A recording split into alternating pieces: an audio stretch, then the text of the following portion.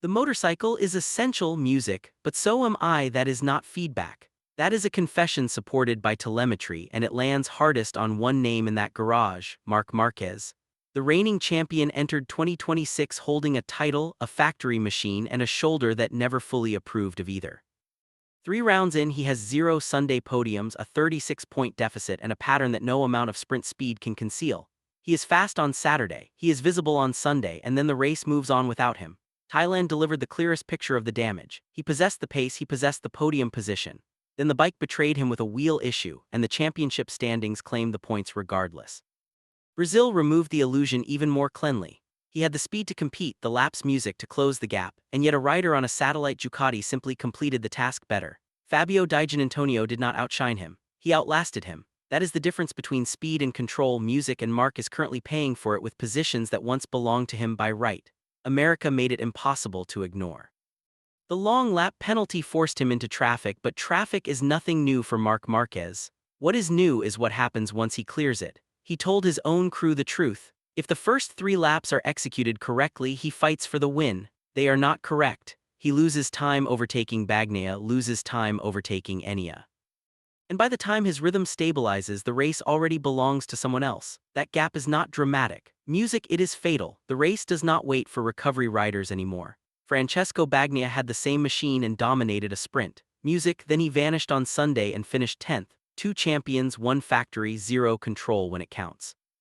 Ducati can discuss setup, windows, and front-end feel, but the result is clearer than any explanation.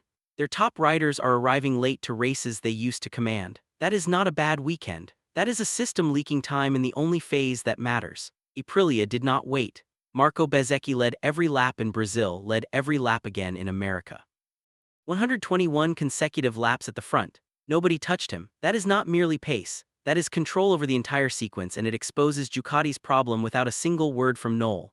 While Marc is overtaking his way back into contention, Bezzecchi is already constructing gaps that do music not come back. Spike it properly. The paddock will tell you Marc's issue is physical. Ducati will tell you the bike is critical. Both are true and both are incomplete. The wound is not the shoulder or the chassis. The wound is timing. Marc Márquez used to dominate the first phase of a race. Now he negotiates it. That shift is costing him wins before lap 5, and nothing he does afterward can recover them. David Tardazzi defended him, pointed to the shoulder, asked for patience.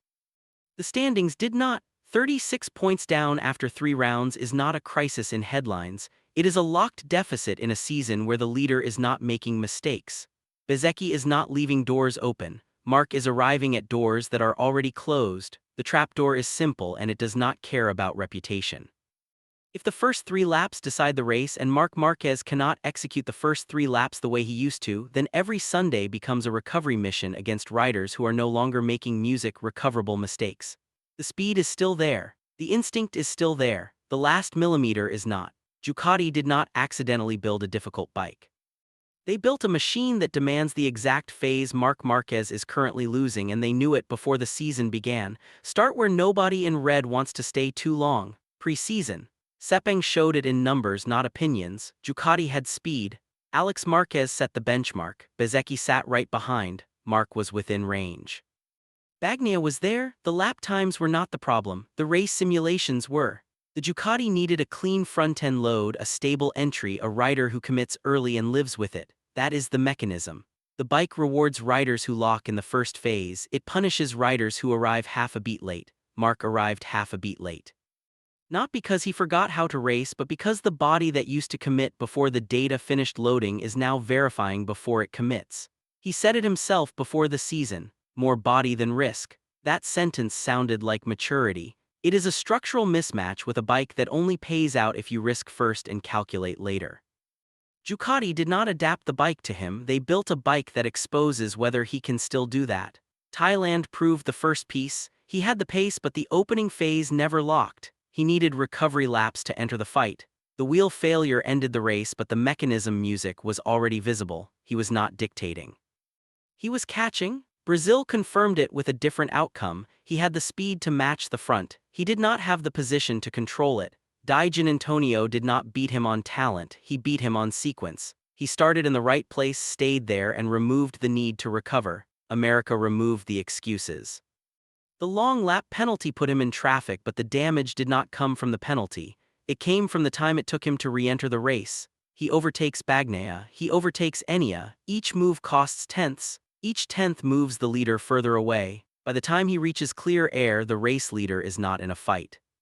He is in control. Marc is not losing time in corners, he is losing the race in the act of rejoining it.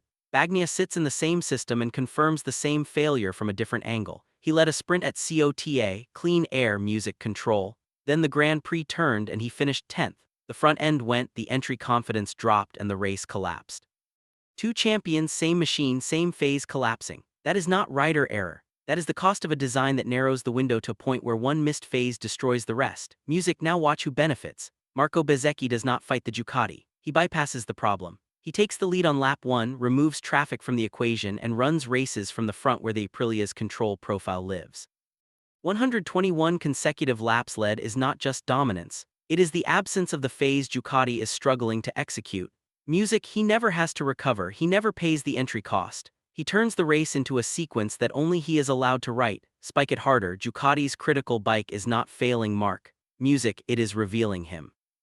The machine demands a first-lap commitment that his current physical state negotiates instead of executes. The paddock calls it adaptation, the data calls it delay. And delay in a grid where the leader is perfect is the same as defeat. The official story music will keep splitting it. Bike problem here, physical problem there.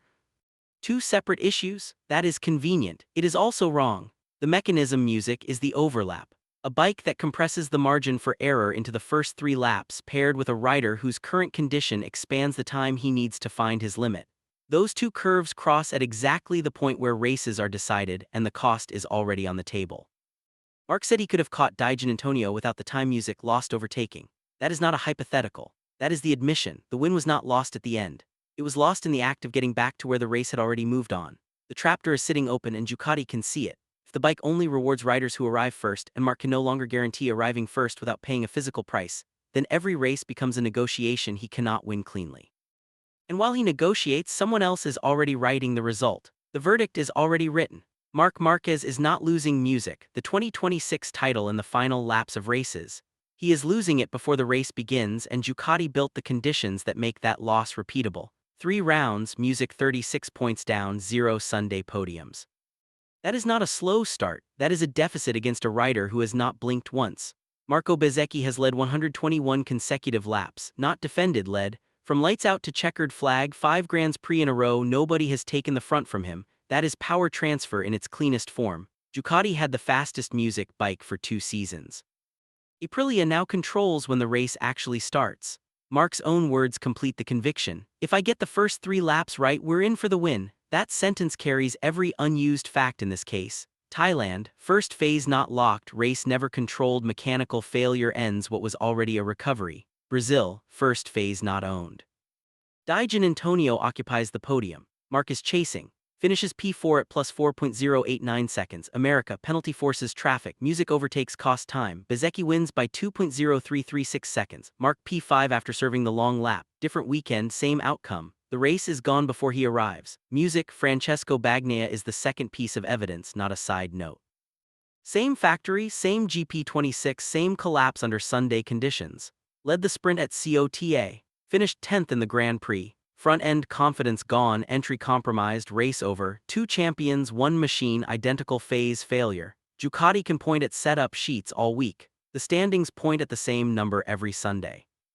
0 control when it matters, spike it where it hurts.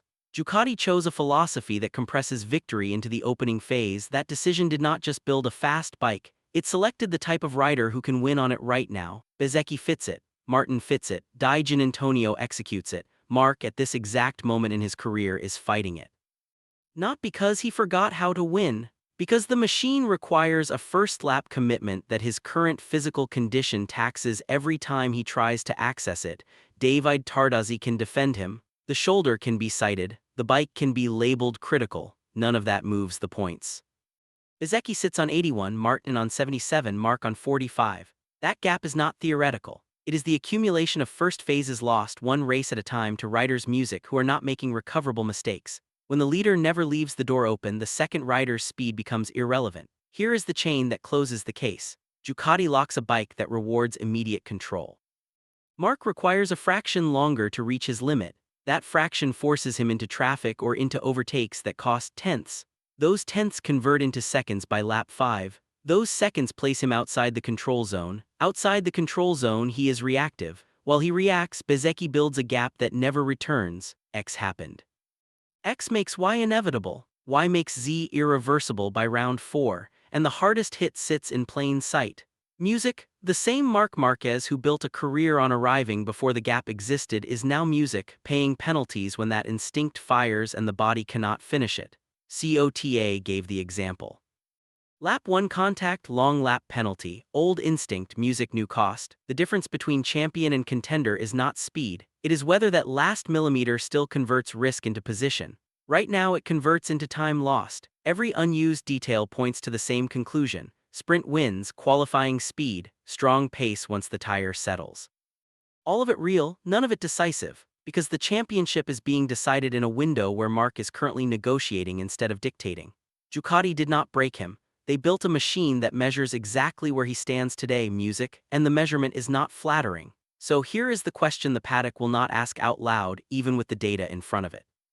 If Ducati knows the title is decided in the first 3 laps and Marc Márquez knows he cannot consistently own those 3 laps without music, paying a physical price, why is the bike still asking him to? GP24 doesn't cover MotoGP, we cover its war.